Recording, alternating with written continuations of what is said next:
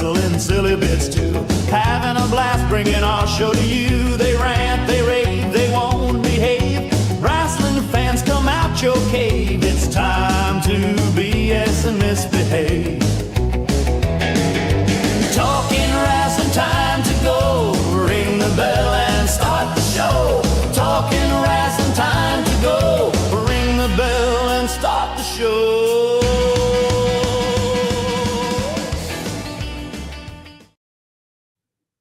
Hello, everybody. Welcome in for another edition of Talking Rasslin. I'm Pondwater Dave. Joined with me, as always, is the First Lady of the Arn Anderson Fan Club, recently kicking out from a nasty bout with COVID, Miss Amy Vaughn. Offline today. Glad to see you're feeling better. Yes, I do feel better, but it was very rough. Thursday, Friday, Saturday, and Sunday. So very happy to be back, though. Very happy to be on this side of it. COVID never messes up your work week. It just kills your weekend. I know, exactly. And this was the first weekend. It was 70 degrees. It was so pretty outside, you know, and it was just, I mean, it took a lot of energy to just like open my eyes, you know, like I was just absolutely body chills, body aches. It was terrible. Yeah. So it's as advertised. It sucks. Yes, it does. I didn't have it the first time around, you know, when we shut down the world. And like I said, I really thought I had the flu because of the body chill, the way I was feeling. I was like, okay, I've had the flu before. That feels exactly like this. Yeah. And I mean, it just slammed me. And then I was just within an hour, like I was driving home from an event and it was just like, oh, I don't feel good, you know, and I was just getting achy. I mean, as soon as I got home, I do have a cough, so I'm sorry if I have to leave or something to kind of compose myself. But every so often that cough will catch me, and I gotta go do something. All right, we will power through. I know. We got a big show planned for you tonight. Yes, first up, we're glad we got a repeat guest making his second appearance. For the last 34 years, AIWF has been one of the largest sanctioning bodies in the entire world. The entire world. Not just North America, the world. Exactly. And we're going to hear about everything. We're going to hear about everything that's exciting going on with AIWF. Welcome back to Talking Rasslin, Matt Classic. Thanks for having me, guys. Love to be here. Thanks for coming back. You got a lot going on. We always have a lot going on over here. I mean, the AIWF is entrenched in the independent scene. I mean, you're represented even on shows that aren't AIWF affiliates. Cool. I mean, your talent, like I work with Ray Fury regularly, and he's your world cruiserweight champion. Yeah, correct. Ray's a great example. I know he's been in Canada in the past 12 months. He's been Florida. He's been in Texas. He's been doing great up in Tennessee, up in the Nashville area, et cetera, et cetera. Yeah, he's getting a little screen time tonight on Jeff Jarrett's documentary that's on the CW. It'll be on YouTube later tonight. Awesome. So, let me bring up the graphic here.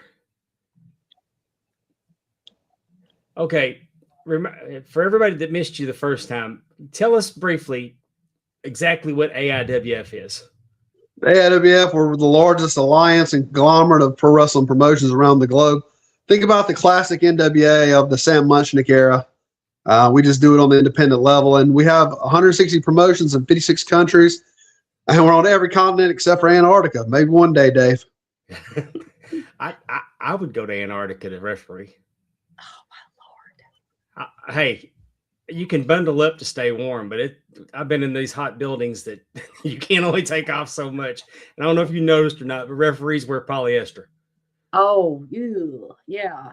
Here's your world heavyweight champion, Eric Draven. Yeah, Eric Draven. He's been doing great. He's defended he beat Lou Gotti in Indiana. He's already defended in Nashville. He's defended in St. Louis, Illinois. He's coming to North Carolina, coming up here in a couple weeks. So I He's an mean, OV. I think he's going. He's he an OVW this weekend, or is he just defending against an OVW wrestler? he's been going to OVW pretty regular. A lot of his talent out of the Supreme Wrestling Academy out there in Madison, Indiana, have been appearing regular on OVW television every week. Okay. Your top 10 rankings just came out, and I wish Yeah, they just came out today. Yeah, we had Wesley Pipes. He just defended the AIWF Canadian Heavyweight Championship in Canada over the weekend. 4,000 people, guys. Amy and Dave against Rhino. Yeah, Really? I saw that that he successfully defended against Rhino. You've got a world television champion. Yeah, the son of Amon. Yeah, he defended over in Ireland. He's defended in the U.S., Canada, other places in Europe as well. Yeah, he's doing well. The TV champion. Brandon Day is your America's champion. Yeah, Brandon Day. He wrestles primarily out of like that Ohio, Pennsylvania, Virginia area. He's been doing well as the champion. He's tough. He's a tough dude. I'll tell you that. He's a tough guy. He's been around a while. So I've known him at least 15 years because he used to live in Virginia. Your number 4 contender is the Mexican national heavyweight champion Santo Jr. Yeah, that's the son of El Hijo del Santo. Yeah, Santo Jr. won that belt in San Diego, and he's been defending in primarily California and Mexico. We have number 5. We have the Continental champion Global Flyer Drake. Yeah, Global Flyer Drake. He's one of the top up and coming stars in the great state of Michigan. Trained out of the Pure Pro Academy out there in Flint, Michigan. I mean, him and Danny Asher just had a heck of a match in Flint. They had about 1,000 people out there, and I mean they kill it over there in Flint. Shout out to promoter Joe over there. Your Mid America champion is Larry D. Larry D of TNA fame, Impact fame. I mean, what can I say about Larry D? Larry D, he's a fabulous guy. I mean, he's a heck of he wrestles primarily in the Midwest, but he's been everywhere himself. Like I said, he's been on TNA television. Yeah, he's one of my top 5 top 5 guys I've refereed for. I refereed for him and Angel Camacho, the gentleman that you saw give me a chop in the open. Really? They tore it up at BIW. They stole the show. They absolutely stole the show. That was, I've talked. There's times that you leave the matches that you're just so hyped up that you knew that you were part of something that was very special. And that was one of them. And I mean, he took Angel Camacho into deep waters. So they went 25 minutes. It was. They're both big boys. They're both 300 pounds each. So I mean, I'm sure they never didn't match. And they had the crowd in the palm of their hand. It was beautiful. The North American champion, Mad Dog Gil Gracie. I know you know Gil. Gil, he hasn't been defending as much. He's been doing that mandatory once a month crap. So we'll see what happens. And then Mikey O'Shea is the SoCal champion. He's AIWF SoCal champion. He's originally from Dublin, Ireland, but he's been defending out there in primarily the Los Angeles, Orange County area, where like Relentless Pro and a couple other of our organizations are out in the SoCal region of California. But Mickey, he's been on TV and all in the past, so he's another great talent. And I apologize because I can't see the mega. The mega champion, yeah, Anthony Xavier. He just won a big tournament out there in West Virginia. He's up and coming. West Virginia. Yeah, bad guy in West Virginia. Yeah, he's a talented young man. He's been getting rave reviews. I think you'll see a lot more from him in the next couple of years. Well, Eric Draven's got his hands full, and it's good to see. I can't remember when you had a world champion that didn't stay busy. I mean, I know Greg Anthony did it forever, and Mustang Mike was pretty active. Yeah, Mustang did good. I mean, Lou Gotti, who had it in between Mustang and Greg, he went down to Mexico with it. So I mean, it's been busy. The AIWF champion, they always have a target on their back, guys. That's what I'll say. I've known Lou Gotti for about 15 years. He a lot of the wrestlers that I work with and for VIW, they come from Lou's school. Yeah, the DFW Academy's been producing some top talent. I mean, I give them credit down there, and they've been running about every 3 weeks, 2-3 weeks down there in the Fort Worth area, Dallas Fort Worth area. Yeah, they do a great job down there. Yeah. All right, we just talked about Eric Draven is your world champion. Your North American champions, Gil Gracie. You have Brandon Day. Your tag team champions are the Sons of Destruction. Yeah, we just won them up there at Dyersburg recently. I'm looking. I created the graphic and it left the one I wanted to talk about the most. Your women's champion, Ava Brooks. Yeah, Ava has done a fabulous job. I mean, she's still a very young woman. She's defended in Canada. She's been in Toronto twice. She's been out to California, Pennsylvania, North Carolina, Tennessee. She was on TV in Tennessee. Oh man, she's done a heck of a job. 367 days as your women's champion.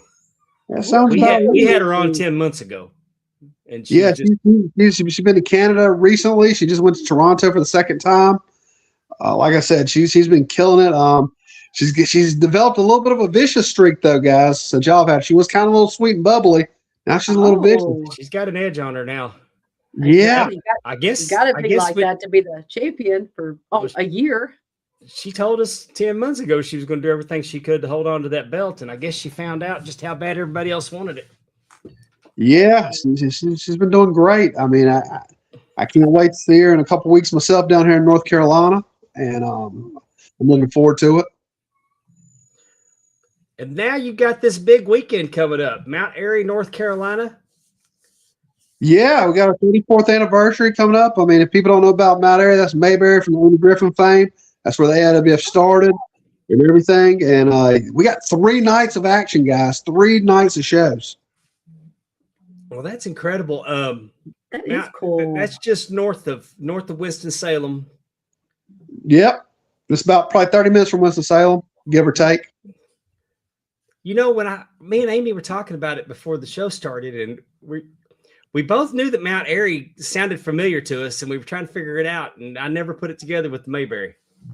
Yeah, they have a huge Mayberry Days festival every year out there. I mean, it's a lovely place. It's small town America. I mean, for me, it's not that far of a drive. It's supposed to get shorter. They say next year they'll have a bypass on the interstate, so it'll save me 15 minutes. I wish it was this year. Hey, I bet. I know. So, what kind of shows are you going to have? Oh man, we have everything. I'm glad you asked, Amy. We have everything you can think of. We got the world night one. Our main event is Eric Draven taking on Buzz Bloodsaw for the world title. That's going to be a heck of a match. I mean, Buzz actually just won a medal in jiu-jitsu over in Thailand. So he's coming in prepared. Yeah. And like I said, we got the AIWF East Coast champion coming in on Friday, Victor Walker. He didn't make the rankings. It's competitive, but he's been on there before. We got the Mega Tag Team Championships. Corey Sparks and Chase Bennett defending against Amish Country. They just were on the NWA tapings in Tampa. And they're bringing Betsy the Chicken. I don't know if you've never seen Betsy the Chicken. You need to go get your picture taken with Betsy the Chicken. I'm telling you. They bring a chicken? A live chicken, Dave. Yes, sir. I love it. RASSLIN, that's wrestling. That's this Friday night. Saturday night, we got the women's champion, Ava Brooks, taking on Miss Kayla Jade. Both of them are Northeast-based talents, and they'll get it on. We got the Son of Amon defending the TV belt. Whoever wins between Draven and Bloodsaw will defend the world title. I don't know who. Heck, I don't even know who yet, guys. Like I'm trying to decide. Yeah, I got a lot of great candidates. We got a big Hall of Fame ceremony Saturday night. We're inducting Abdullah the Butcher this year. Cool. Abdullah the Butcher is our headliner this year. Yeah, unfortunately, Abdullah's not doing well right now, and I think he's having some complications from a stroke, if I'm not mistaken. Aww. Yeah, we saw him a couple months ago, and he was happy. Let's just put it that way. But he we got to scare me so bad when I was a kid. Yeah, I mean, I know I'm not the only one. No, definitely not. But Yeah, and then Sunday we're going to finish up. We got a lot of great bouts. We got like the NAWA guys coming from Maine on Sunday. We got TJ Sykes, like you see there, he's defending his title. We got a lot of great stuff. This is going to be a heck of a card all the way around. You can get. I'm about to put the Eventbrite link up, hopefully today or tomorrow. You get a pass for all 3 days for the low cost of $25. You can't beat that. No. 3 days for 25. Is this a standalone love event it. for y'all, or are y'all part of a festival? No, this is at the Armory. This is at the Armory. It's This is our event. 3 nights at the Armory. It's all We, okay. we actually just sold out the Armory on Saturday night. We had a big cage show, and we just put about 300 in there Saturday night. I didn't make it. I was out of town. I was in Miami, but Well, if you don't go to the Armory to watch wrestling, you're not a true wrestling fan. Everybody has to go watch wrestling in an Armory. yeah, I've probably been to like at least hundreds of Armories over the years. Me and my dad would go to all the Armories. Actually, where I learned to wrestle is a big old barn in Chesley, South Carolina. APW. Chief J Eagle, he's a legend in these parts, and he had a barn at his house, a big old red barn, and like wrestled every Saturday night in there. You gotta love it. Sounds about right. Yeah, I was going to say, sounds about right. So Draven's going to defend the title. Is he going to? He's going to defend the title on Friday night and Saturday night. If he retains, he'll defend it Saturday night. We'll see what happens between him and Buzzsaw, but whoever wins will have a new opponent the following evening. Ah, Goodness. so 2 world champion. I mean, so many championship matches. Oh yeah, we got everything. I mean, everything. It's And they incredible. have a Hall of Fame induction. Yeah, The Hall of Fame ceremony. We're gonna have that, and I mean, it's gonna be a fun time. I mean, I expect us to do pretty well. I mean, we generally do. We've been doing it since the 20, because we were hitting that 20th anniversary mark, and I told my partner, I said, "Hey, we got to do something, man." And every year since, I guess I've been in charge, so it should be pretty good. Yeah. How long have you been with this? How long have you been with? Huh?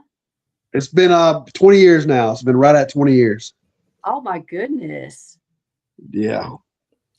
I know He's like, that. Yeah. Well, I know that some of your alumni. I mean, y'all have had the Rock and Roll Express. Oh yeah. Y'all have had Jimmy Valiant. Y'all have had Ivan Koloff, Tony Atlas, but you've also had Damian Wayne, Rodney Mack, Cedric Alexander. Isn't Tyler Black alumni also? No, Tyler, he never worked with us, but Okay. like I know who he is and everything. I know but like we have Buddy Landell. Buddy Landell was a great guy. I miss Buddy. I've been down a Buddy Landell rabbit hole here lately, and I've forgotten just how good he is. I mean, like I'm finding some obscure YouTube videos of Buddy. I mean, but the dude was great. Yeah, he held our world title. He won it up in Virginia because originally we used to run Virginia, Tennessee, North Carolina, West Virginia as like one promotion. Yeah. And then once we got on the Louis Theroux show. I don't know if you're familiar with Louis Theroux. He's a big media personality in Britain and on the BBC. And he come and he filmed stuff for about 2 weeks, and then a promotion from England hit us up about working with us, and that's how the whole affiliate system, membership system started. Because we're actually putting Louis Theroux in our Hall of Fame that weekend. As you should. It seems like it. Yeah. So I mean, thank you, Mr. Louis Theroux, but he's a very famous British presenter. So How awesome is that? Which do you have one of the affiliates in? Do you have an affiliate in Louisiana? yeah, Gulf States and 225. Okay. I was trying to remember. I'm gonna tell you, we got Louisiana's become Louisiana, Mississippi.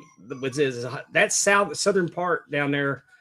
Your New Orleans, Homa, which is we all know is my favorite town that I've ever refereed in. Period. The Homa fans are special. Have you ever been to Homa, Matt? I never have, but I've been invited before. But I haven't. You need to make it a point. Now, I'm not going to tell you that. I mean, you're going to like drive and get there. I mean, it's going to be a drive to get there, and it's not going to be much when you get there. but you're going to see the most rabid wrestling fans you've ever seen in your life. They are incredible. Yeah, I know when Barrett Brown had the cruiserweight title, he defended it there in Homa.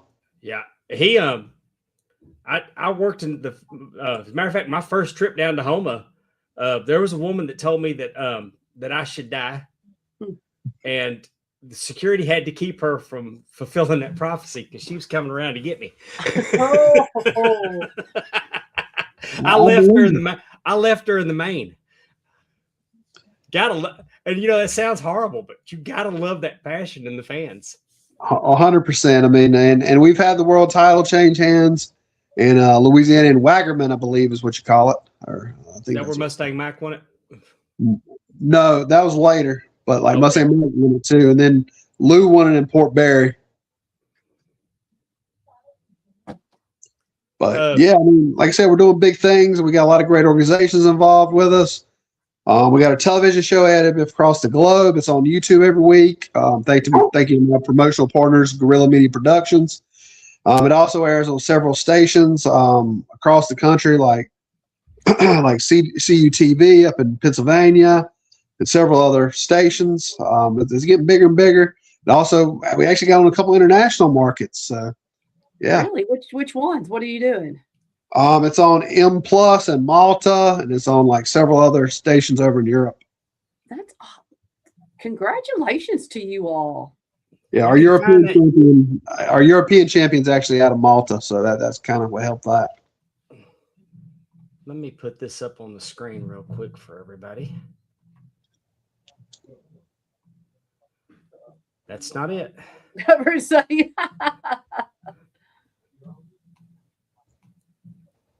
That's it. You can find it AIWF Wrestling Mid-Atlantic on YouTube. Okay. Yeah, and we can anybody can go to the AIWF network on YouTube as well. We have thousands of hours of footage on there from our archives, and like, dude, they're putting new stuff up every day. 2-3 things a day sometimes. The archives are impressive, and then of course you got the show, and I think an episode just dropped in the last day or so, hadn't it? Yeah, it drops every week on there as well. It's about a week behind on there. Yeah, my partners at Guerrilla Media Productions, they do a great job. Thanks to Nick Russo and Brandon Hyman, great guys who do a great job for me. And I just give them my input, and they do the rest. I want to say that I've met those guys somewhere. You may. They've been up in New York. They were down here for our anniversary last year. I hope they're coming this year. Yeah, like it's gonna be great. Like I said, we're keeping busy. We're kicking butt like always. Like I said, like y'all were talking about the weather. Like I was just in 80-degree weather. I came back to North Carolina. I'm in 42-degree weather. It's nuts. It's absolutely nuts. A couple weeks ago, I was wearing layers to work, and then the same week I went back to shorts. Yeah, totally. Like it's crazy. Like, but I mean, I'm just hoping no more snow this year, and I'll be happy because like we had two snows.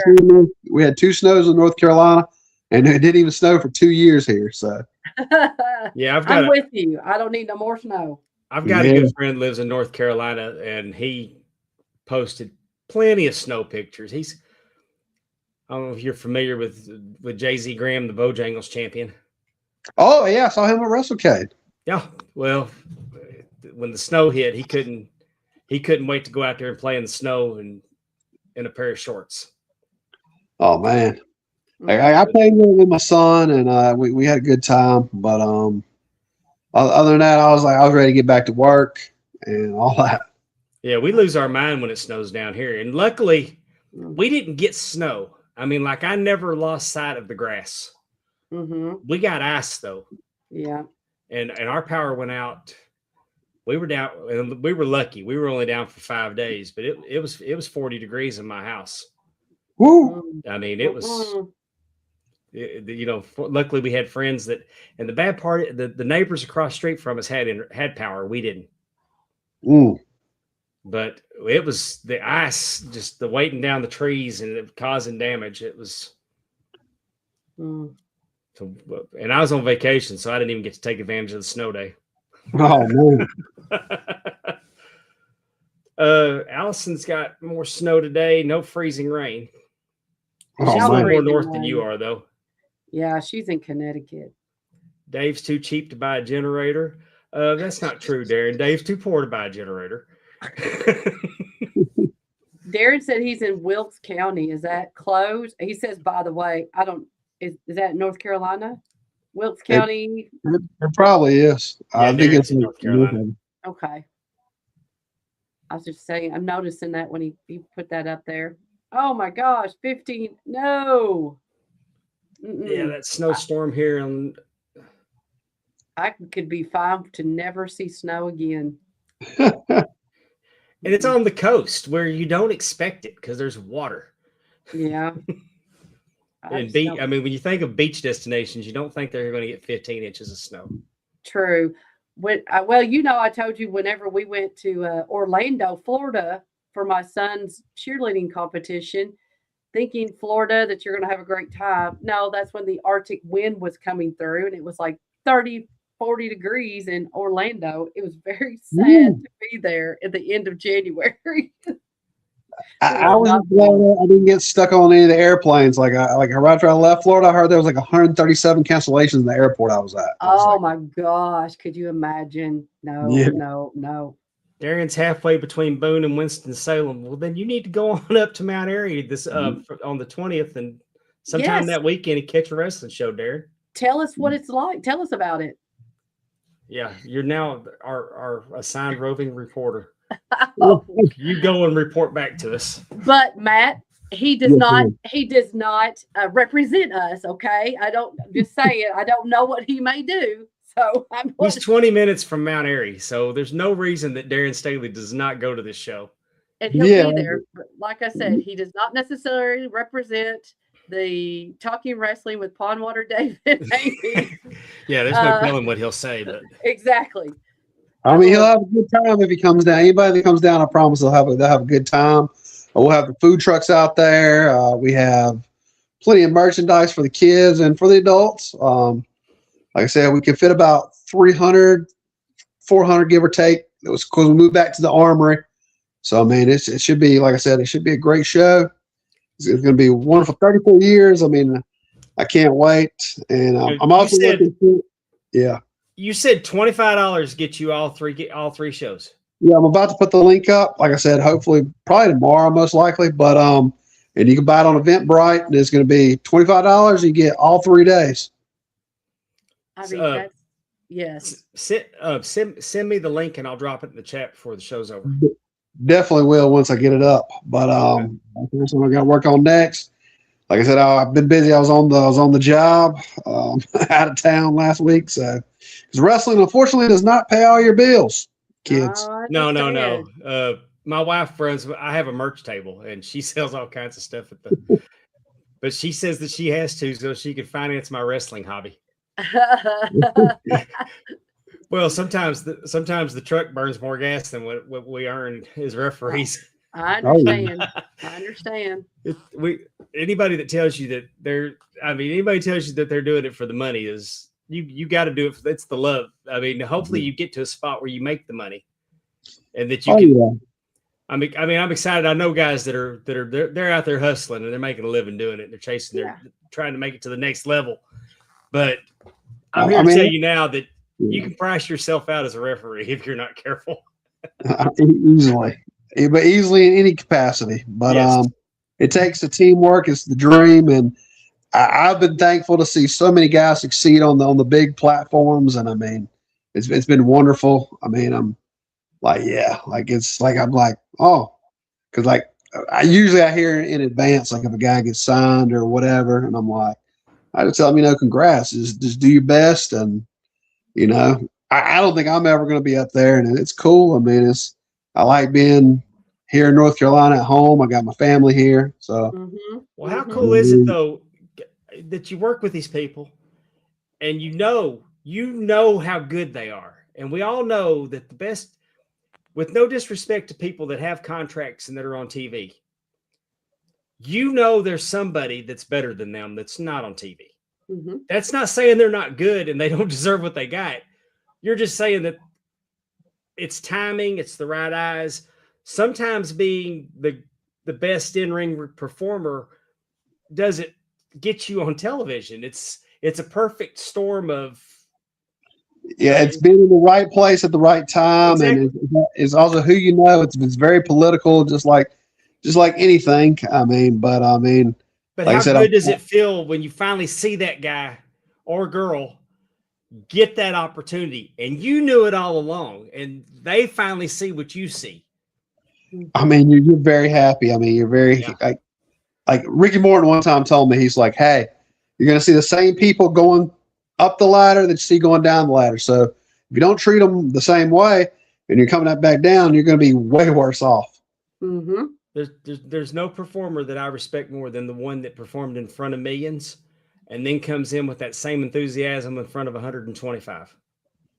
Yeah, that's how it is. But like I said, the AIWF, man, we did some great numbers. Like I told you, 4,000 just in Canada last weekend up in Montreal. I was like, wow! Like they they primarily ran an ice hockey and indoor lacrosse arena, so they sorted it out. That's awesome. In Africa, they did like 1,000 people in like a big soccer stadium. And like I said, Flint, Michigan just did like 1,000 people in they have an ice skating rink they're running up there. It blows my mind that Africa, you wouldn't think, because it's a wrestling hotbed. Like our sponsor, Big Time Belts, has made belts for a promotion in Africa. And it had to make them 5 of them. So yeah, I believe it. That's just worldwide. I don't know that since the 80s, I don't know that there's been a bigger boom in wrestling. And not just, when I say that, I don't mean television. I'm talking about the independent scene. When I say independents, in the 80s, we had territories. Yeah. And you could go watch wrestling 5, 6 nights, 7 nights a week. They were traveling. They were filling up gyms, armories, stadiums, whatever. But what I'm saying now is it seems like in the last 10 years that the independent scene has not only gotten busier and the talent level has risen. It's like they've policed out, and I'm not saying that there's still not some shady tax time championship wrestling shows that get thrown up that damn near burn down a territory. Right.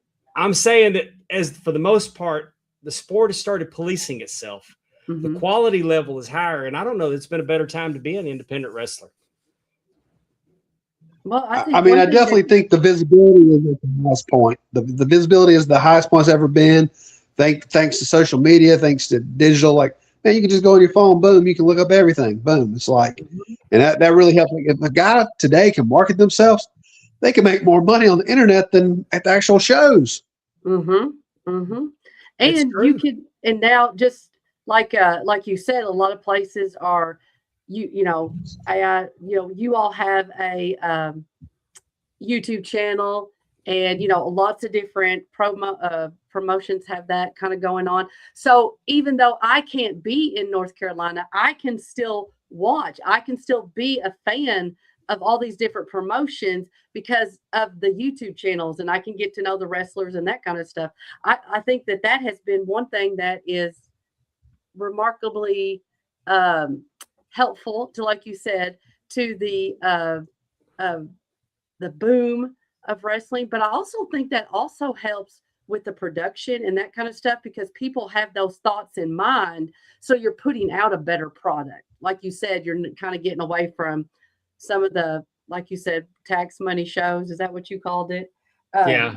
Normally about the time those tax returns coming out, that's when you'll get chasing your dream promoter. Can't even imagine. But again, the promotion itself is doing social media and, honing in on their product, so that, we've talked about it before, Pondwater, where we have seen shows on YouTube and different things like that rival what we're watching on cable, or not cable, streaming services now. So I say it all mean, the time. yeah. So I mean, it really is. It's not, it's not a step down. Like maybe, like you said, in the 30, 40 years ago that it might have been.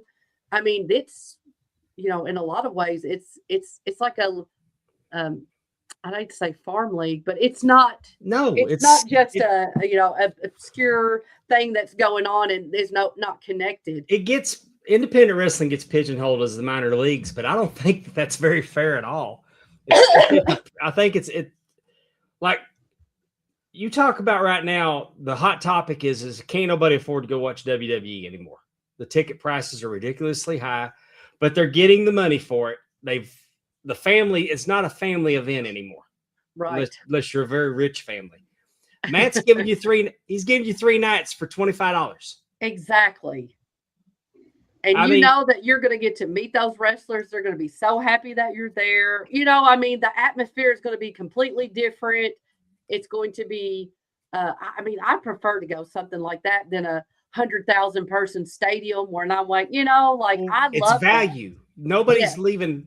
Like, I'm going to be on show this weekend for BIW. Mm-hmm. We burned up West Monroe and $20 at the door, 15 in advance. I've never heard anybody say that they didn't get $20 worth of entertainment out of a BIW show. No, Josh does a great job. And that's what I'm saying is that you can go out and support independent wrestling, and you're getting these brilliant stars that are on the come up or on their way back down. Mm-hmm. And you're not going to overpay for it. It's a great night of entertainment. Exactly. So, I mean, that's just, I can't cheerlead enough for it. Get out there and support your indies, support AIWF. And we have a lot of shows that run every week. We got like shows like up in Dyersburg, Ripley, Tennessee every week. Madison, Indiana is every Saturday night. We got like EPW, who we work with down in Boonesville, Mississippi. They're every Saturday night.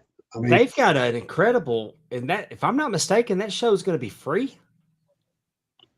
I think they do have a big show coming up for it. Yeah, they got Arn Anderson front and center on it. Yeah, I think I saw Arn. I did see the poster.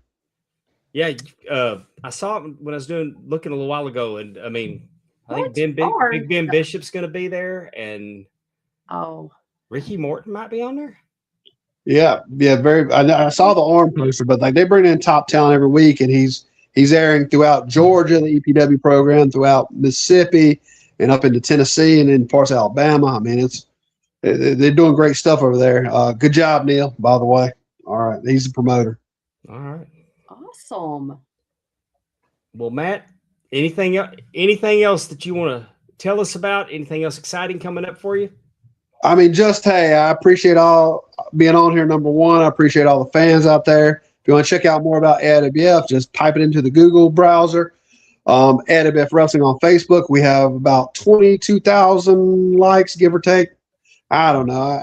We had 500 when I first got it. So, I think we're doing pretty good. We're trying to grow that up. I know I'm trying to get to the next level on that. We appreciate any kind of support. Like, we're very accessible. You send us a message on there, we'll get back to you. Come out to our events. Like I said, we got some weekends, we got 50 events going across the world. I mean, so support each one of our partners. And hey, if you want to become a partner, hey, hit me up, hit us up.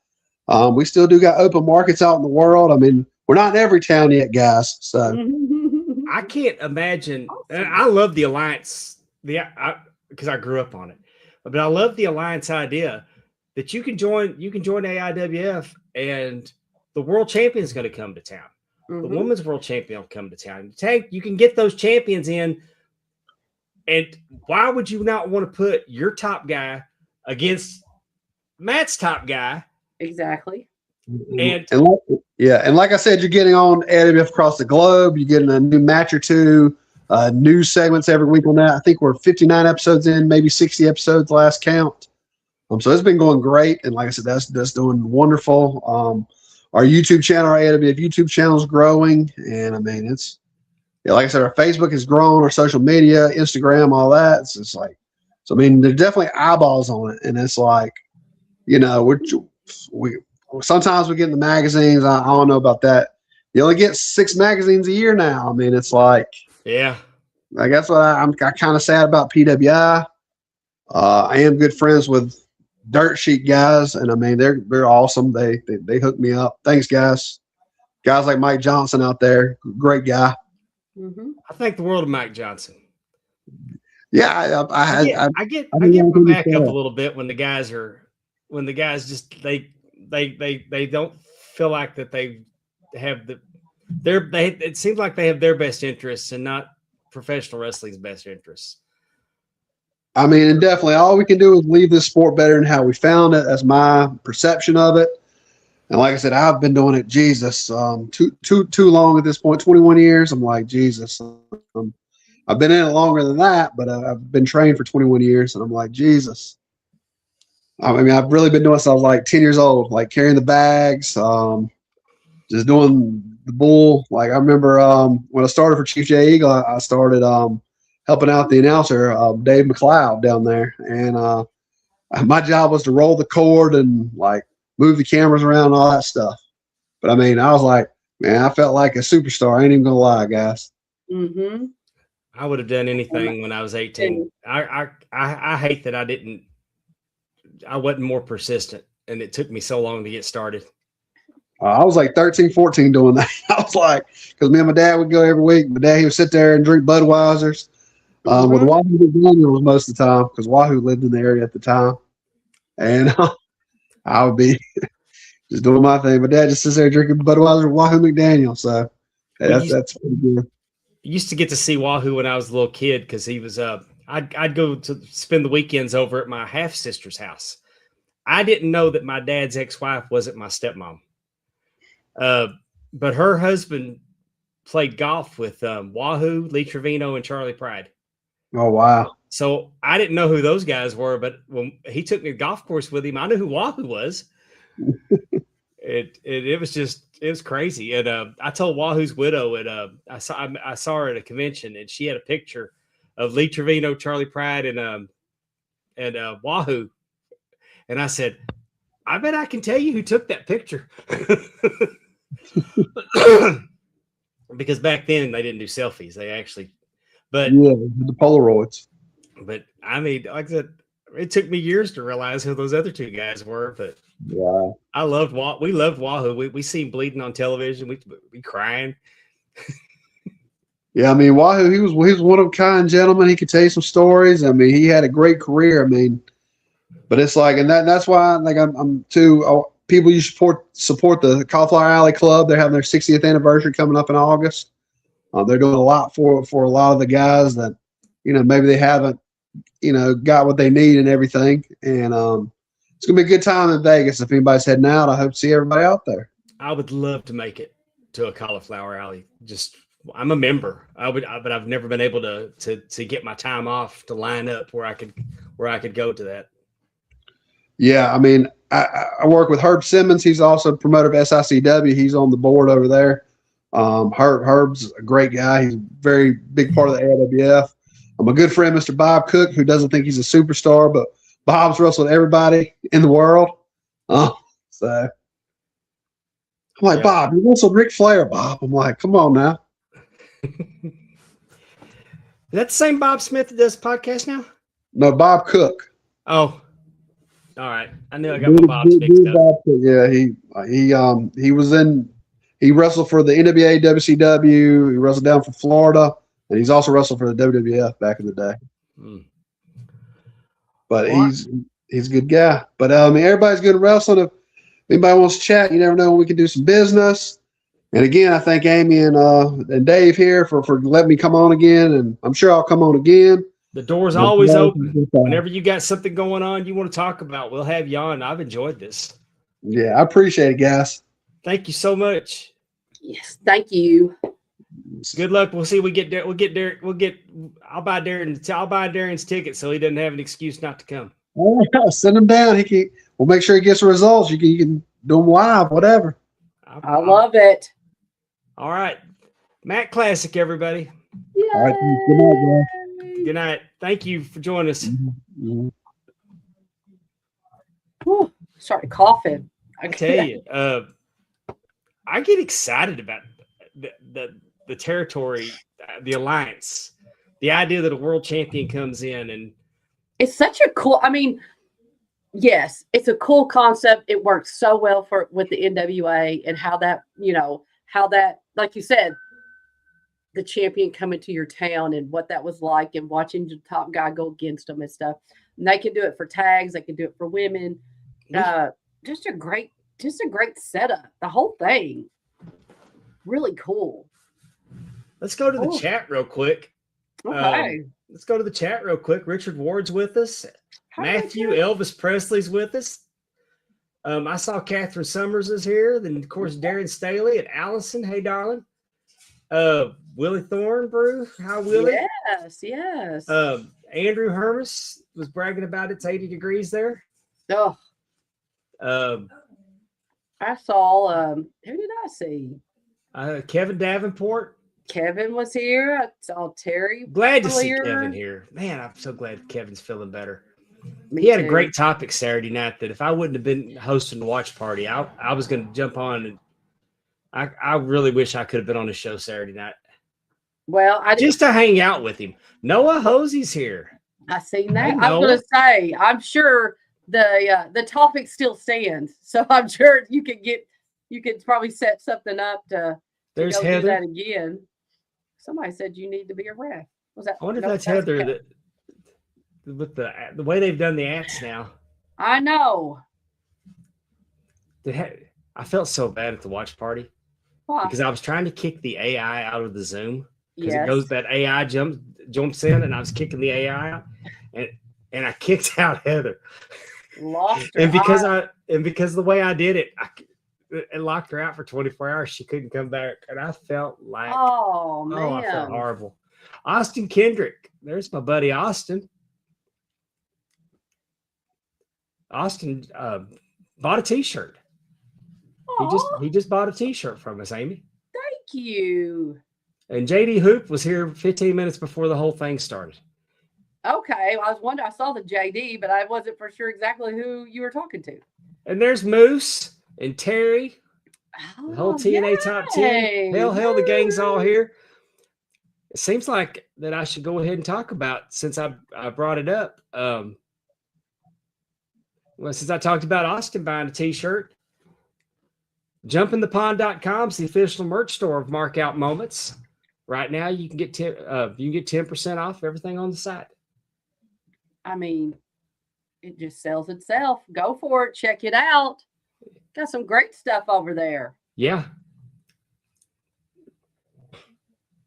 What's that limited time? Oh, the 10% off now.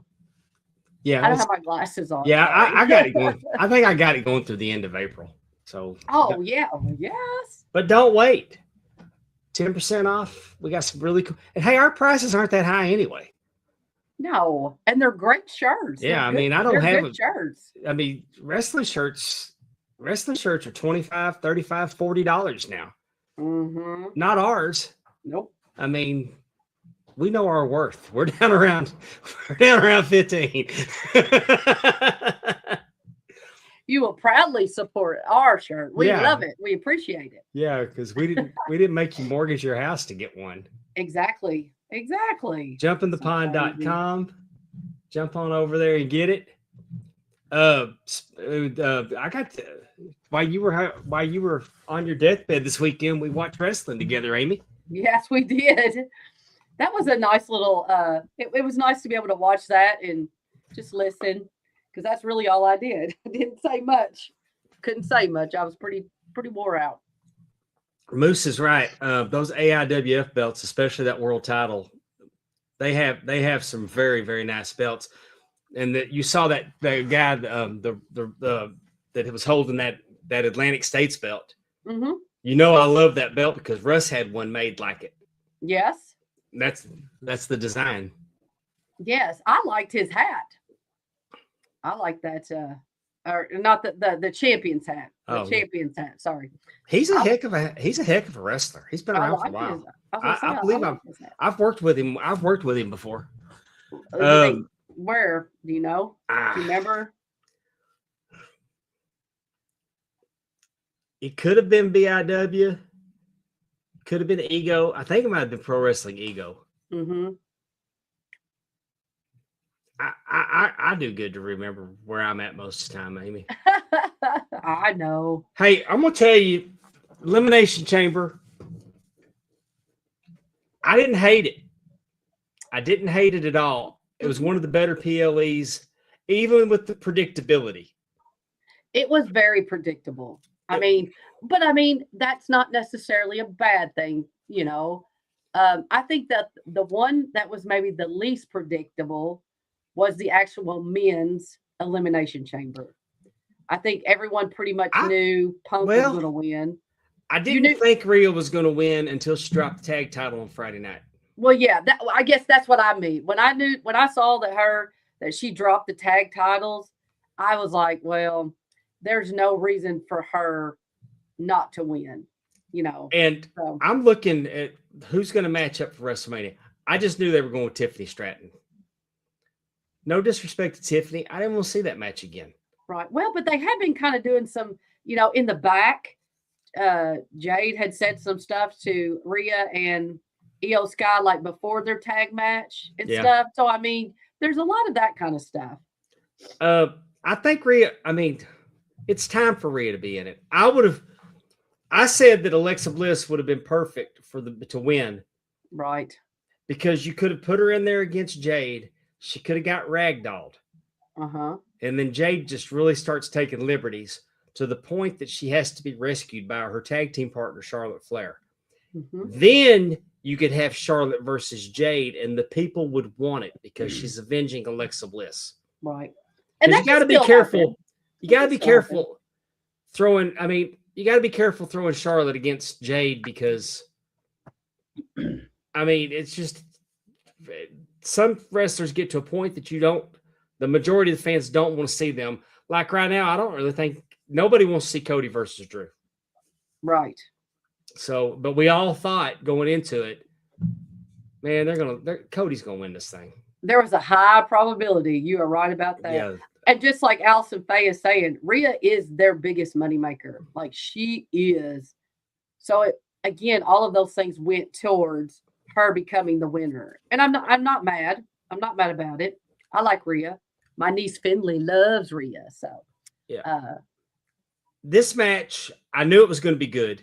Mm-hmm. It was good the last time when they were overseas. I honestly thought that Dominic was going to cost Finn. Mm-hmm. I did not see a scenario that Finn was going to lose clean. Right.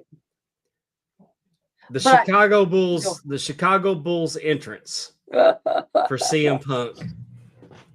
I mean, at the time, I kind of rolled my eyes like, come on, guys, y'all got to be kidding. But this is the first time that WWE's been in the United Center in, I think they said 20 years. Really? They don't do the United Center. Right. They usually do Rosemont. So since they were in that building, I rolled when the banners dropped looking back on it, it was cool. I'm not gonna crap on it. We knew Finn wasn't gonna win. No, Finn was not gonna win. And Dom kind of took a little pot shot at him last night when he said, now that you're through losing to Punk. Well, they shook hands at the end of it, right? Yeah. I mean, Finn and Punk, they shook hands. We saw, just so that everyone, if you watched Raw last night, Finn did not let, what's that little guy's name? JD, thank you. What's his last name? McGuffey. Okay. McDonough. Because I kept thinking something. I was like, all I can think of is that he's got a big head. He's a baby. good wrestler. And he's double good. Tough because they darn near killed him. Yes, but he didn't let him cheat last night. JD was going to go do something for Dawn while he was wrestling, and Finn did not let him cheat. Right. So I'm just saying, I definitely see there's going to be some conflict coming. Hang on, Andrew makes a good point about like Cody calling himself QB1. Yeah, The egos. I guess you have to have an ego. referring to be to on a top, wrestler as right? QB1. I'm tired of hearing Himself. the. Well, no, it's become a catchphrase now. Right. Like right now, I think that I'm probably one of the best potato chip salesmen in Mississippi. So, am I going to go to work tomorrow and say, "Hey guys, QB1's here"? No. Yeah, you should. I'm tired of the term QB1. I'm tired of giving people their roses. Mm-hmm. I'm tired of letting people cook. Jesus Christ, use your words and just say what you're doing. Ooh, I want to be the first lady of the Art Anderson fan club. I'm going to start going by QB1. Oh, God. I'm the QB1 of the fan club. Anyway, this was a match that was predictable, but it Yeah. was good. And there's nothing wrong with having a predictable wrestling match if it's good. No. And No. that wrestling match was very, very good. Yes, it was. It was a very good match. I enjoyed it. All right, this match. This match went as expected. I am just really surprised Becky keeps tapping out. Like, I don't understand what we're doing here. But like, it's not even like when the men, we see them pass out when they got some kind of weird move on them and they pass out. So they don't really tap out, but they do end up losing. Why is Becky tapping out? Why can't she just pretend she passes out? Do you think? Well, I would imagine because the position that she's in, I mean, I don't know why she doesn't just fall down. Yeah, I mean, But I don't know. It's just. I mean, she's tapped out to AJ 3 Well, times, I think, at this point. It's The crazy. storytelling was very good in this match. Mm-hmm. I kind of expected Maxine to maybe come out when Becky started cheating and pulling the turnbuckle off. I expected Maxine maybe to come out and Natty to insert herself. Mm-hmm. Because I was kind of thinking that if AJ didn't win the belt, that maybe Becky, that Natty was going to, or something. Yeah, and that maybe Natty was going to try to go after Becky because she's mentioned it on her radio show, on her Busted Open show. But the story they were telling was the continued drama with Becky and Jessica Carr. Right. Yeah. Jessica Carr got bumped. Jessica Carr keeps AJ from getting the exposed turnbuckle. Right. He doesn't keep Becky from eating the exposed turnbuckle. And that probably hitting the exposed turnbuckle, then the submission hold on there, gave her no choice but to tap out. But I think this was great, and I'm going to tell you why. Because even when Matt was here, he talked about wrestlers using social media. Nobody's using social media better than Becky Lynch right now. Right. And I knew that she would cry and she would get so much mileage out of it, and she'll probably get a rematch at WrestleMania. Mm-hmm. But she's not in the number one contenders match. Right. On the road to WrestleMania. I think it's great. It was predictable. It was entertaining. I didn't see the Jessica Carr stuff. Jessica Carr is wrestling and Evolve under a mask. Right. So I think we're eventually going to come down to a Jessica Carr, Becky Lynch standoff. I mean, a matchup. And referee wrestler matchups have worked beautifully in the past. Buddy Roberts had an incredible program with David Manning back in the day. David Manning did an incredible program with Frank Dusek back in the day. So, I mean, it can work. And they've never tipped their hand that Jessica Carr wrestles because she wrestles under mask and Evolve. So the average fan doesn't know this. It'll be interesting. I'm not really. I have to see how it's all laid out, but I'm not as interested in a Jessica Carr versus Becky Lynch match. I just think they're too far apart. I mean, I don't know that it's coming for Mania. Yeah, no, I know. But eventually, Becky's going to push Jessica Carr so far. Right. Right. And then you're gonna want to see Jessica bow up. Yeah, but I don't want her to beat Becky, especially if you're not going to tell me that she She wrestled didn't have to on. beat her. She didn't have to beat her unless Becky slips on a banana peel. Mm, Or maybe they're going to debut. Maybe they'll transition Jessica Carr into a wrestler, and that'll be her okay. launching point. I don't want to see a referee beat. I don't want to see a referee beat a wrestler. No. And it's not just a wrestler, it's Becky Lynch. They're number one, like their number one person, I guess you could say. I mean, I wouldn't say. well, But I mean, she's a lot of people. her promo. Yeah, I mean, everybody says it. Not just the ESPN says it. Everybody says it. I know. Right. I love what she's doing with it. She's so much fun. Right. But I mean, the crybaby. Let me talk to your manager. She's being a Karen. And she does it. She does it with, and she's doing it with President Trump cadence. I mean, so she's doing like Karen Trump is what she's doing. It's great. It's great. And but anyway, this was a good match. It told a good story. It's a feel-good moment that AJ Lee gets a title. Oh yeah. I'm sure it's temporary, and maybe if she's back for a while, maybe she'll successfully defend and stay for a while. But we don't know. Yeah, that's another thing. Is like, how much does she really want to wrestle? But I do understand. I mean, her husband's on the road, Donald Trump. But her husband's on the road, so why not? Would you not want to be? So she may just keep doing it. But she's got a lot of stuff going on though, with comic books, and I think she's producing a movie or directing. I mean, she was on Stephanie McMahon's show, and she's got a lot going on. She's interesting. The Women's Chamber, we talked about it. I predicted that Jada Parker was going to have a breakout performance, and she did good. Jada Parker. Am I saying? I thought it was Kiana Parker. Kiana James. Right? Don't they call her Kiana James? I got her confused with Jada Parker. Okay. Kiana James. I expected her. Okay. My bad, y'all. No, that's okay. I was just making sure I knew what I was talking about. I'm 30 days away from being 60. Y'all cut me some slack.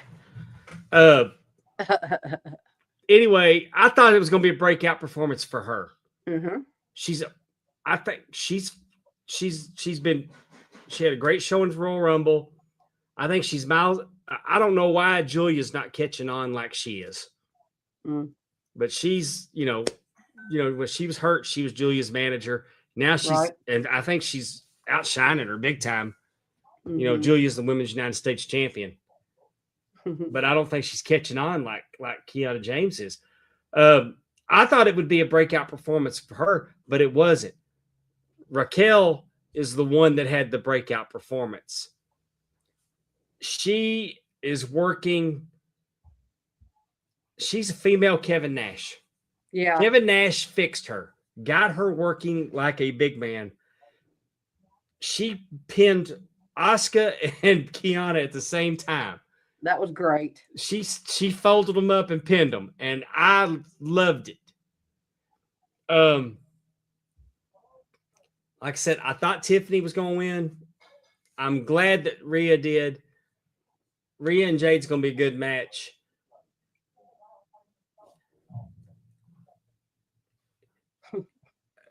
Maybe, but he fixed Raquel. Being a large performer is his wheelhouse, mm-hmm. and he fixed her. I bet he got Triple H on the phone, and I bet he told him, "Hey, this is how she's. Y'all need to do this with her, and then that's gonna and it's made a world of difference." And she could have been disrespectful and said, "Mind your own business, you're washed up," but no, she took what he said because it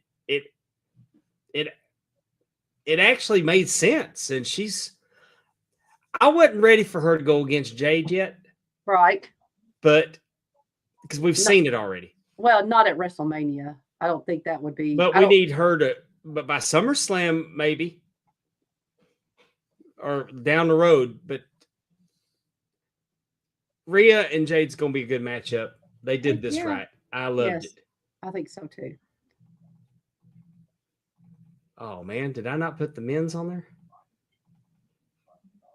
I didn't put the men's on there. We can talk about them right there. They are.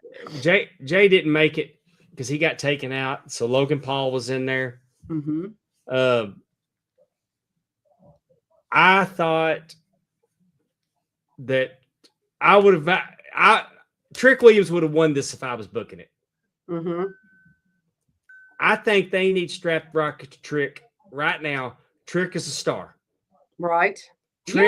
Trick is organically a star. Trick was the best thing on NXT when he was the TNA champion. He was the best thing on TNA. It worked. He's on the main roster. Allegedly, he's a heel. I don't feel like he's a heel. But I just like him. He's so good. And the fans are he's on a course to be where they can't deny him. He's going to be Kofi. He's going to be Daniel Bryan. They can't deny this man for very long. So why do you think? So why do you think they went with Randy Orton? Why didn't they go with Trick? Well, I would like to think that Randy Orton versus Drew McIntyre would be a good title defense for Drew. And if Drew goes over, he's got a solid win. I don't think any good comes from beating Drew right now. I got you. Because you're going to put him back to a position that, I mean, it's right. To me, don't feed him to Cody. What I think they're going to feed him to Cody Friday night. I don't think it's going to be a clean win. There's no way Jacob Fatu doesn't get in there. And I'm afraid what we're heading to is probably going to be a fatal four-way at WrestleMania with Cody, Randy, Fatu against Drew. Oh, you think so? Yeah. Because Drew's gone after Fatu. Yep. Drew's gone after Cody to keep him from it. True. He was Randy's out there. getting the shot, but I don't want to see Cody Rhodes champion at the end of WrestleMania. I'd be okay with Randy Orton getting another run. I want Drew McIntyre to retain. But I think that, I mean, you need to make I don't know, but put Jey Uso in there too. Let's just make it a damn ladder match. Oh, no. Javon was good in the cage. Until he almost died. Thanks to Logan Paul. But that's an accident. I mean, but things like that happen. He seems like he's fine. I mean, like it maybe a stinger or whatever, or maybe it just looked bad. Like maybe maybe he was able to, turn just a little bit better or whatever. I don't know. They're the athletes, not me. But you are like just a little nervous there. But man, Logan Paul is so freaking good. I would have been okay with Logan Paul winning it. I'd be okay with Logan Paul not only winning it, but winning the championship at WrestleMania. But I think that they missed their best chance with Logan Paul. He should have beat Roman in Saudi Arabia. And it didn't have to be a long reign. Right. But, I mean, you would have got the most mileage out of him as an influencer. But he definitely is going to be champion someday. He's that good. Yes. He's that good. And he's as arrogant. I mean, it just goes so well. He just, he's arrogant and he's doing all these things. And he came into wrestling a couple of years ago and he has just done so well taking it. It's just, it's really amazing. I mean, he really is quite the athlete in the ring. It's like he's made for it. He has it. He really has it. Yeah, he does. And I will say my only real complaint about the men's chamber match is just so overproduced. I mean, you had the masked guy trying to climb the cage. He couldn't have got in if he got on the cage. So, but I mean, they did the distractions, and then the door got left open, and that's true. Seth comes in, which makes sense for Seth to be the masked man. I'm glad. Seth and Logan at WrestleMania is going to be a good match. Yes. Yes. I didn't have a problem with that. And then the cage was left open. I wanted Sami Zayn to attack Cody. Then you got Sami Zayn and Cody at WrestleMania, and it keeps them away. Mm-hmm. But Drew doing that with the belt, I get where they're going. I just felt like it was a little overproduced. I love Randy Orton. I'm glad he won. I mean, I give, you know, I got my jars right here. I give the whole thing 4 jars and a mouthful. Mm-hmm. And if they What wouldn't about? have, Oh, go ahead. Go if ahead. they wouldn't have botched Danhausen's debut as bad as they did, because That's what I was going to ask you about. oh, I knew nothing. I mean, it was Danhausen and him coming out. Now, I did like, and I've learned that the term is grindhouse. What is the term? What do you mean? The grind with the style, with the music and the paint and everything, Okay. like a horror genre that they refer to as grindhouse.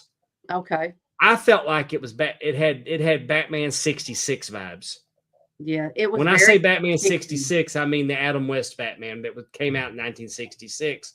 I Right. felt like it was campy Yes. with the dancing girls and everything. 100%. But if they would have just gave him the microphone and let him talk about, hey, I'm Danhausen, and just, you know, done some of his witticisms and like, I'm here to get all the monies. Oh, look, there's people here.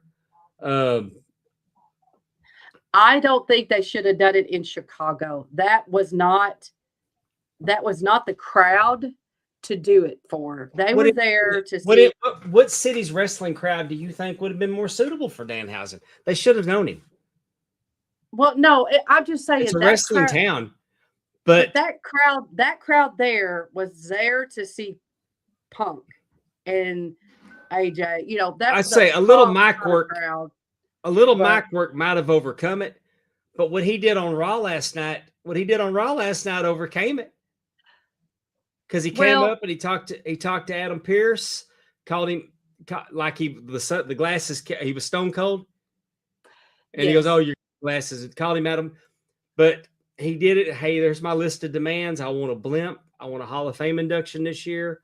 Yes. I want my face on the trucks. It was just, and I want the Triple H pose.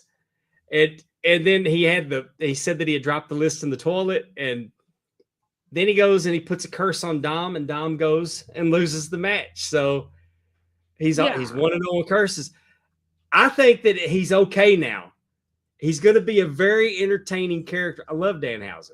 Well, yes, but I just think, I mean, again, I don't really know if he needed to be on and then we talked about this. He didn't. I don't need to think come to the box. It scares me that The box, he Scares didn't me get that to come on somebody a pay-per-view. creative- it scares me that somebody creative thought that box was a good idea.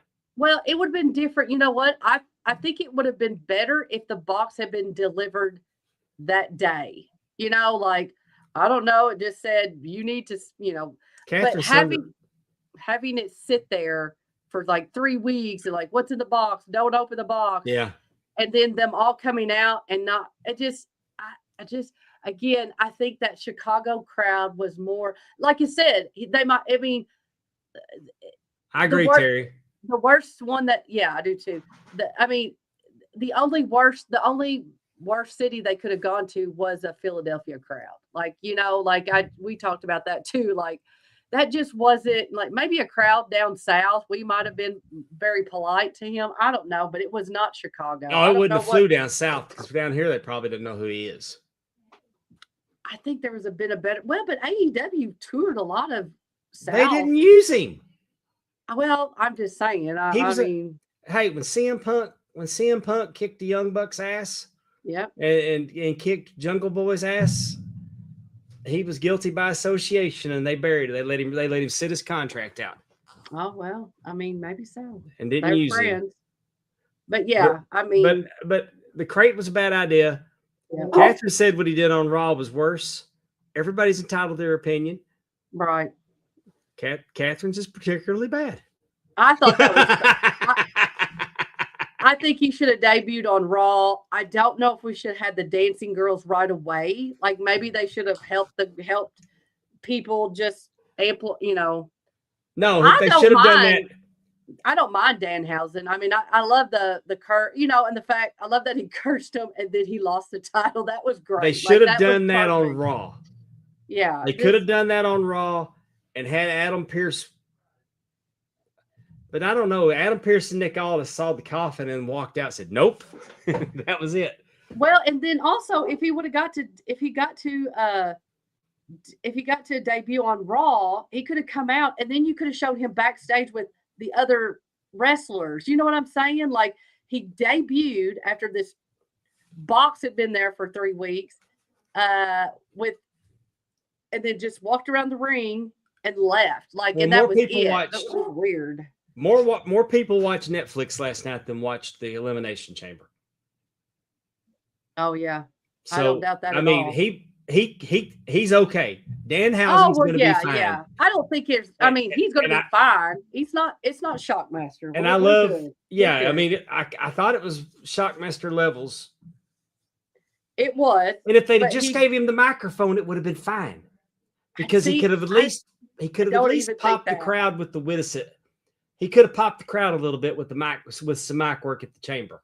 But they still booed him, even though they knew who he was. I mean, that crowd booed him. They didn't boo him. They booed the crate. They booed the production. They booed the bad idea that was. Well, they booed. But Danhausen came out and took that away from him last night. And he said after the overwhelming, resounding cheers or whatever he said, but Danhausen's going to be a fun character. 100%. It's going to be fun. We're going to see where this goes. And I just, maybe not, definitely was not expecting him out of a box. And so far, I've not seen anything come out of a box or an egg or anything like that. That was a horrible idea. And so I'm surprised they just need to stop doing that. A cake, whatever it might be. But the music and the dancing girls, I didn't hate it, but it's just because it hit me in the feels with that groovy. Sure. Now, if he would have been on for like a month and he did that at WrestleMania or a King of the Ring, whatever's coming next. He had a match at WrestleMania and that was a WrestleMania entrance. Yes, that would have been fine. He would have come out in the Batman car, But when they had that crate, when that crate made its debut, and I've heard people say that, well, that the fun part was Adam was like, nope, I don't want the crate, send it to Nick. And then Nick sent it back to Adam. But it was bound to fail because expectations, right or wrong, expectations got way too high. Well, yeah. Yes, something coming out of a box. SNL has a famous skit about things in a box. Yeah. Just all right. Before we move on to trivia, I want to tell everybody about ringclassics.com. Ringclassics.com, formerly adfreeshows.com. For $13.99 a month, you get all the content, everything, all the bonus content, bonus shows, all the podcast ad free. And then they have the backstage pass, tier. If you are a member of the Backstage Pass for 4 consecutive periods, you qualify to go to one of their trips. We have Nashville coming up in May, Jeff Jarrett's Asylum. We just had Eric Bischoff's Power Plant weekend in Atlanta, which was tremendous. These are highly crafted, personalized wrestling experiences that they're doing over at Ring Classics. And if you'll go and use promo code Pondwater 26.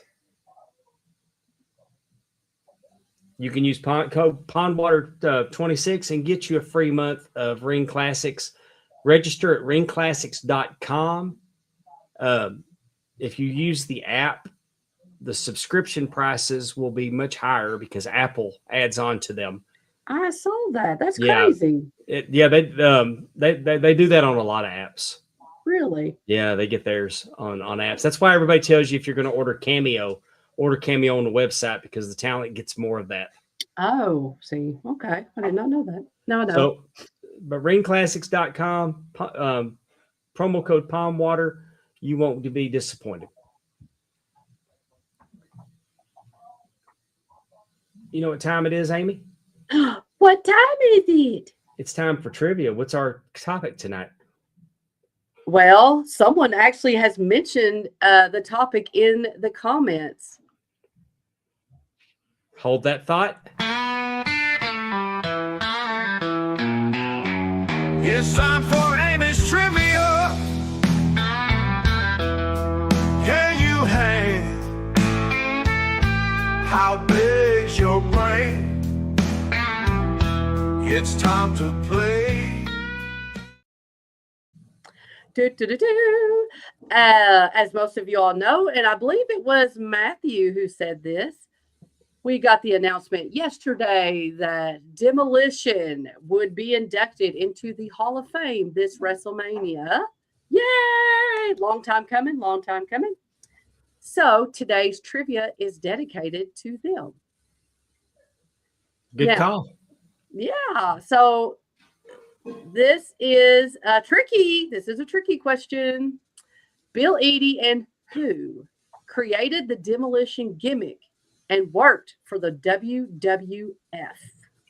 Were you aware that there was a someone else besides? Oh, I'm fully aware of it. Yes. Barry Darso, if you did not know that out there. But this is tricky. Yeah, I saw somebody's already done a graphic that the Repo Man's going in the Hall of Fame. Moose says it's A. Mm-hmm. Matthew says it's B, D, Moondog Rex. Moose has gone and changed it to D, Moondog Rex. Heather went Moondog Rex. Allison went Moondog Rex. I think this is a trick. I think it's A, Randy Colley, because that was Moondog's spot.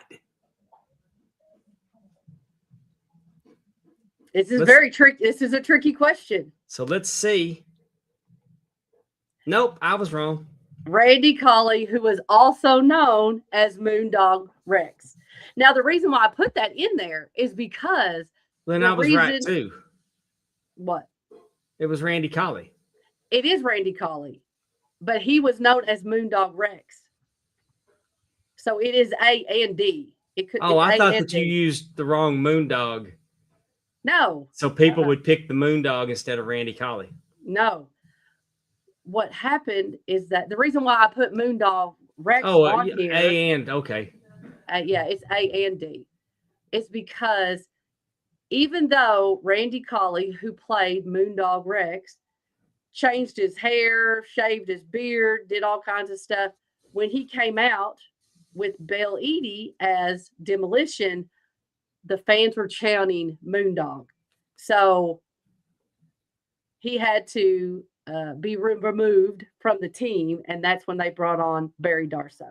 So that's why I wanted you all to know Randy Colley is Moondog Rex, but that's Moondog Rex was too identifiable, even with the changes that he tried to make to go into a different character. I thought that was really interesting. That after, I mean, I could be wrong, but I think he sued because he said Demolition was his idea.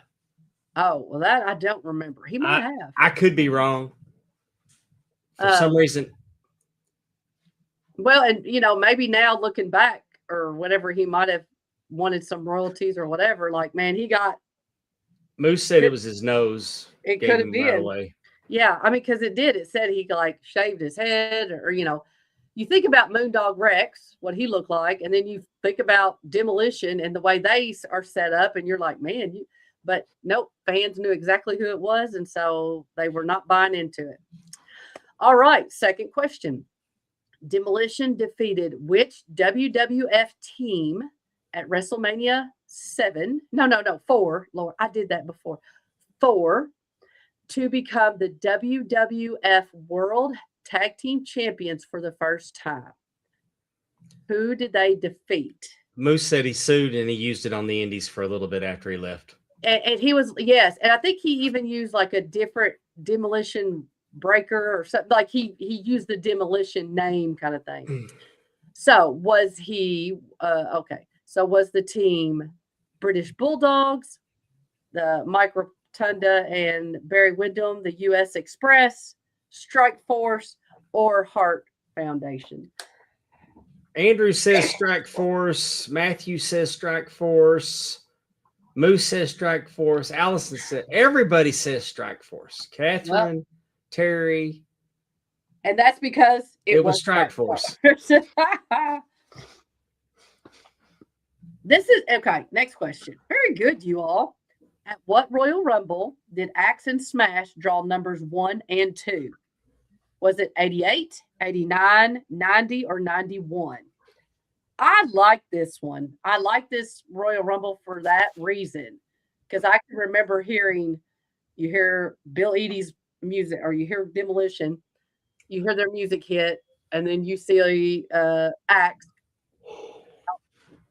And then it's like, he's in the ring and it's like, okay, who's his opponent? And then it hits again and here comes Smash. Like, it was just, like I said, the silly things that I liked as a child. It was great. Okay, this is a little bit more. We got Moose, Catherine, and Terry saying 89. Andrew saying 90. Matthew saying 91. Allison saying 90. Somebody's right. I would honestly be guessing. Mm-hmm. And take a guess. I'm gonna guess 1990. It is wrong. It was 89. And then, so number 3 was Andre the Giant. Heather came in at 89 right there. Okay. So number 3 was Andre the Giant. Yeah. So number 3 was Andre the Giant. So they beat on each other until the third man came, and he came down the ring. And so as soon as he tried to get in the ring, they went to axing and smashing. Demolition actually fought each other? Yeah. Oh, I thought they would have just stood in the ring and waited for the next person. No, they fought each other. Wow. Heck yeah. I got to go back and watch the 89 Rumble. Yes, 1 and 2. I guarantee you I didn't watch it back then. Yeah. As you know, as I've mentioned many, many times, Royal Rumbles are my favorite. I have been known to put on 88, which is the first one, and just let them run and just watch them all day, all weekend, just watching them all. Okay, let's see here. Whose 369-day record did Demolition surpass to become the longest reigning tag team champions in WWE? So when they were when they became champions, this is whose record they beat. Was it Mr. Fuji and Mr. Saito? Saito. Mr. Yes. Saito. The Valiant Brothers, the Executioners, or Adrian Adonis / Dick Murdoch? I remember Adrian Adonis and Dick Murdoch being champions. I don't think they were champions for a year. Andrew's saying A, Fuji and Saito. The Valiant Brothers. None of the above. Have never done that to you all. I want to say the Valiant Brothers might have had it earlier.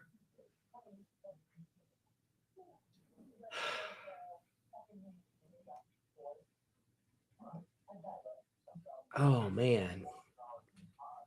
I remember Fuji and Saito having them in the early 80s. I think I'm going Fuji and Saito. No, I'm going Valiant Brothers. That's my first pick, was the Valiant Brothers. It's a good thing. Heather's going Valiant Brothers. Catherine's going Valiant Brothers. Matthew's going Valiant Brothers. Andrew's going Fuji and Saito. It was the Valiant Brothers. It was the Valiant Brothers. Now, what's really interesting is that all of those teams, the Mr. Fuji, Mr. Saito, Executioners, all them, they were all over 250 days, but under 300. I think Mr. Fuji, they were like 297 and stuff.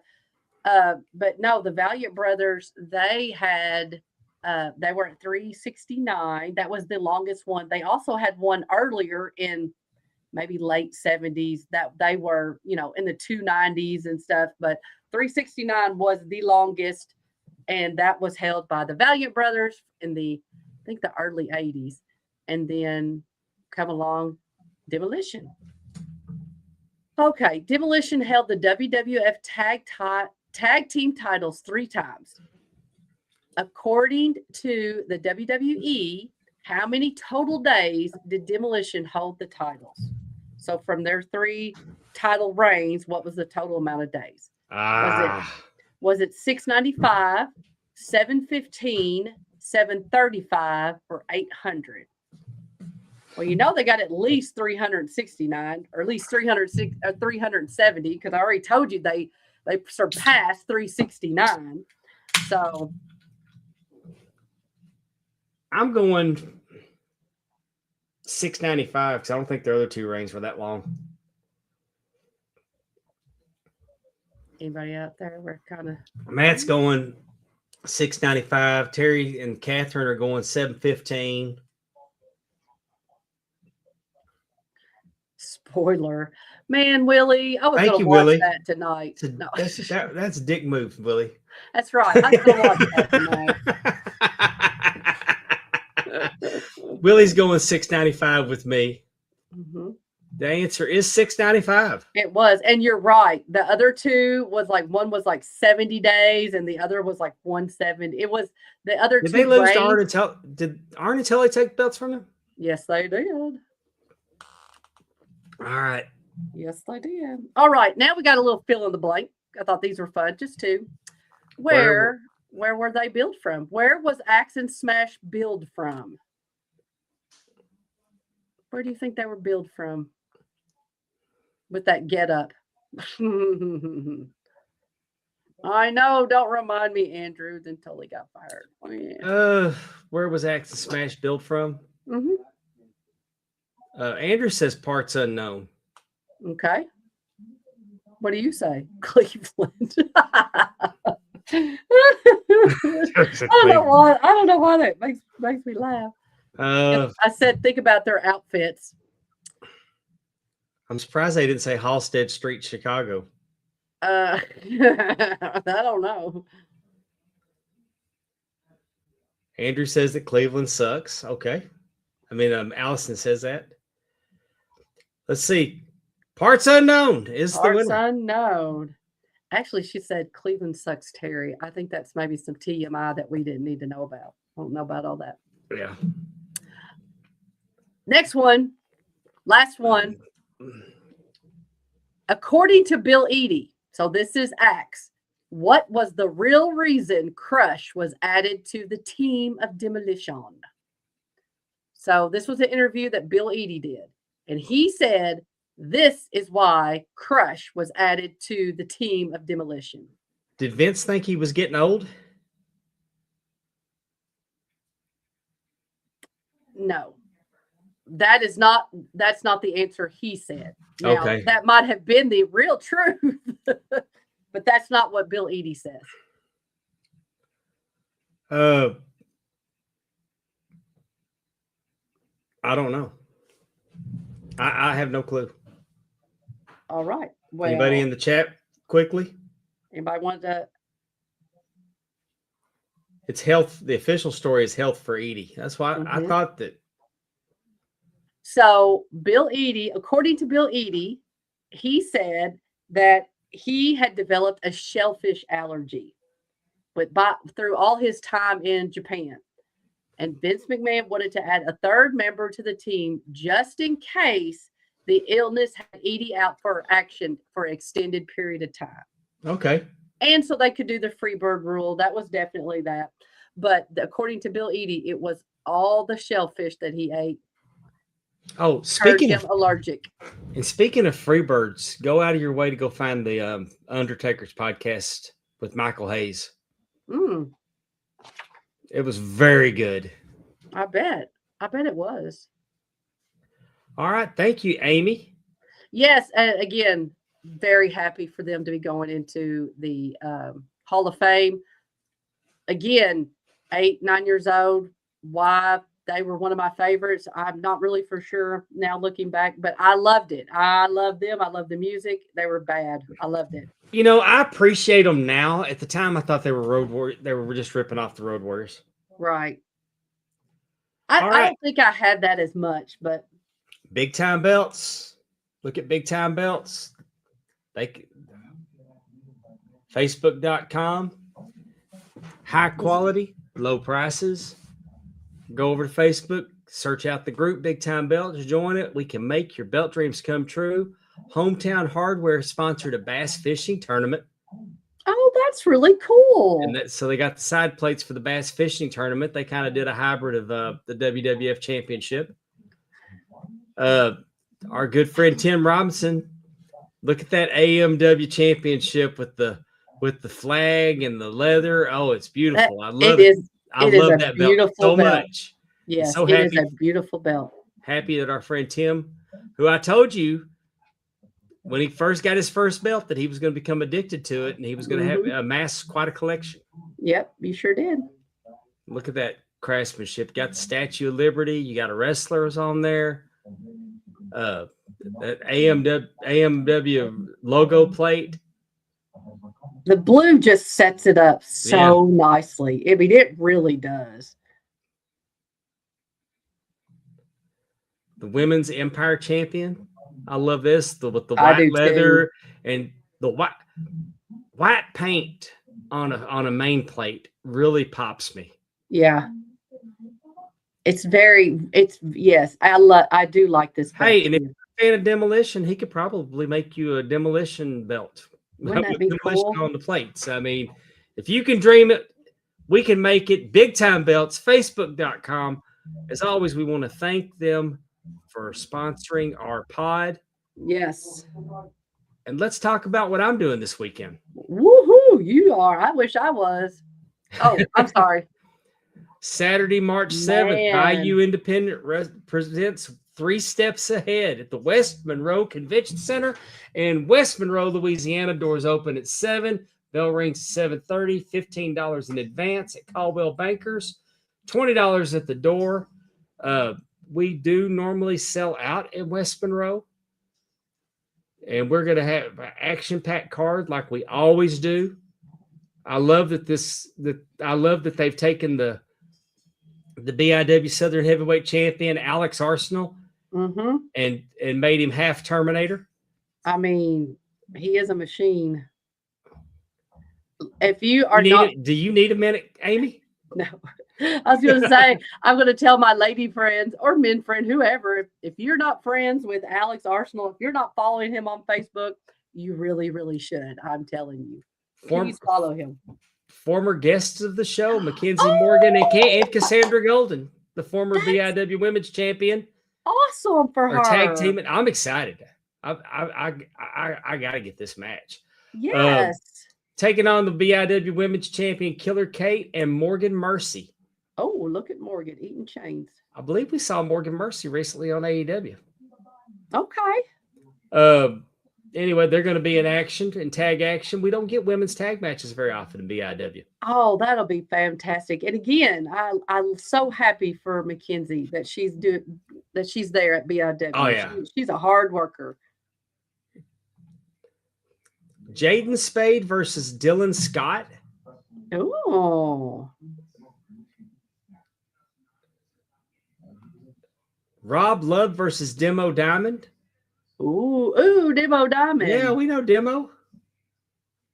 Demo's our guy. Yes, he is. And Rob Love is just not a good guy. No, he's not. I wasn't even going to talk about him. Probably gonna have my hands full with this one. Oh gosh, yes. Oh, you know he will if he's. I mean, because it won't just be him; it'll be anybody and everybody his friends with will be out there and messing.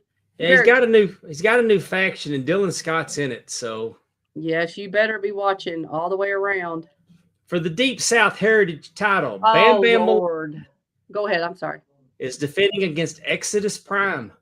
That's what I mean. But who's John Saxon? John. That's what I was thinking. Man, that's another one you got to keep your eyes on. Exodus Prime's coming off of a really good showing in Ring of Honor against the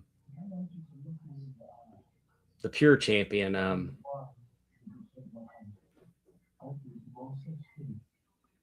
Man, I'm having a senior moment. I'm sorry, I can't help you. Because they had Ring of Honor MPX Global Wars that night. Oh, cool. And he got a title shot at the Ring of Honor Pure title, and it was a very good match. Way to go, Exodus. Anyway, he's got his sights set on Bam Bam. That ought to be a banger. No kidding. Bam Bam better he's going to have to keep his head on a swivel because you got the coach back there. Not good. Exodus Prime's gone to another level with the guidance of John Saxon. Yeah. For the BIW Southern title, Frankie Thomas, one half of Hate City, getting a title shot against Alex Arsenal. Woohoo! Just Alex Arsenal. Lee Moriarty Moose says is the pure champion. Thank you, Moose. And that him and Lee had a great match. Go out of your way to go find it. It was really good. I mean, I'm not going to bet against. But our friends from MPX were all over that show. As a matter of fact, JD Griffey defeated Cavens. Really? For the championship on that card. Wow. But Cavens won the Texas Rumble, so he's getting a cage match against JD Griffey. Oh my good cage match. Oh Lordy. Anyway, this will be a good one. There's going to be a guest general manager that night. Surprise guest general manager. The general manager, commissioner, excuse me. Interesting. Brittany is about to have a baby, so she's not. She's on leave right now from being commissioner, and so we will have some special guest commissioners. And Brittany is Frankie's wife or ex-wife? I can't remember. Well, they, Oh, okay. Okay. That they turned on her. Oh, okay. Okay. So, and because she was out there with Horsepower. She managed Horsepower against them the last time she was there. Okay. That's what I was thinking. A lot going on in that girl's life. Yeah. Anyway, it's going to be a good one. Join us in West Monroe. I was talking about earlier, like I said, you pay $15 in advance, $20 at the door. You're going to get value. You're going to have a great time. You're going to see some great action. It's Bayou Independent Wrestling. I'm excited to be there. Not a bad match. Like you said, just listen. If I'm the only referee Saturday night, you won't get a complaint in the world from me about it because there's not a match on there I don't want to referee. Exactly. Let's talk about what's going on Mark Out Moments. What is going on over there? I'd like to think we're the flagship. Mm-hmm. It's my show. It's our show, Amy. So on this show, we're the flagship. I agree. I don't know how they're going to spin it on the other ones. I agree.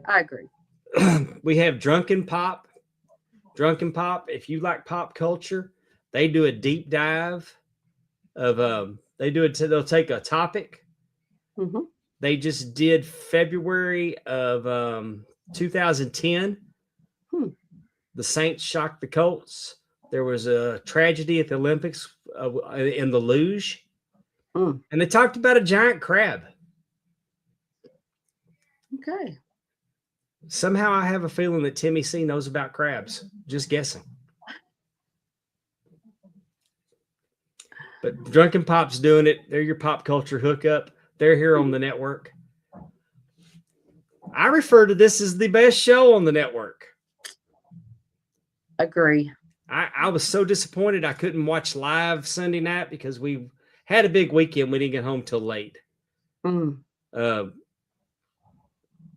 been out of town, and then we got our taxes done Sunday afternoon and went and hung out with the other grandkids for a while. And by the time we got home, we done missed it.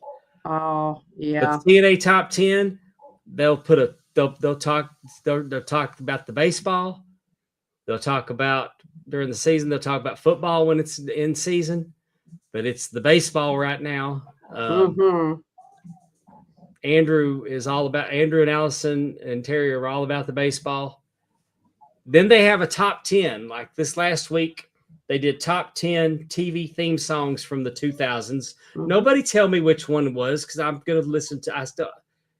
I've got it queued up to go tomorrow. I'll be listening to it in the morning, so no spoilers. Let me ask you a question. Yeah.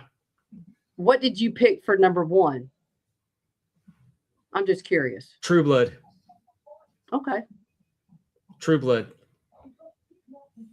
That theme song was so good. I don't know that anybody else picked it, but I want to do bad things to you.